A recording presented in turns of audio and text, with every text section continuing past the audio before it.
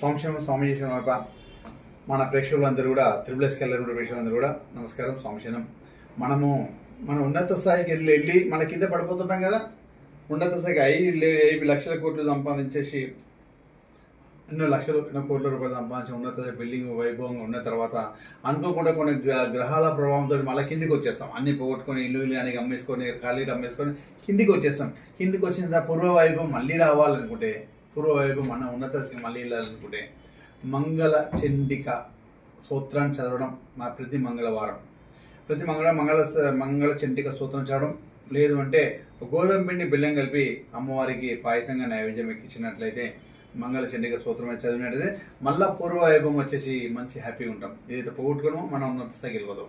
అంటే మన ఉన్నత లగ్జరీ ఉన్న వాళ్ళందరూ మళ్ళీ కింది స్థాయికి వస్తారు కదా.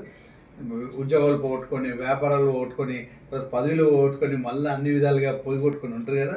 వారందరూ మళ్ళీ ఉన్నత మంచి పేరు ప్రఖ్యాతిగా ఉండి పేరులో మంచి స్థాయిలో ఉండి పేరు కూడా అంతా పోతున్న అంత పేరుంతా మళ్ళీ పోయిన వాళ్ళు మళ్ళీ పేరు మీద మంచి రావాలి, మంచి స్థాయికి వెళ్ళాలనుకుంటే ఈ మంగళ చండిక స్తోత్రం చదవడం కానీ, మంగళ చండిక అమ్మవారికి పాయసం ఎక్కడం కానీ, గోధుమ పిండి ప్లస్ బెల్లంతో ఈ పాయసం నెయ్యి గోధుమ పిండి పాయసం ఈ 3 పదార్థాలతోటి మంగళ చండిక నైవేద్యం ఎక్కించినట్టే మంగళవారం రోజు చేస్తే సూపర్ ఉంటుంది.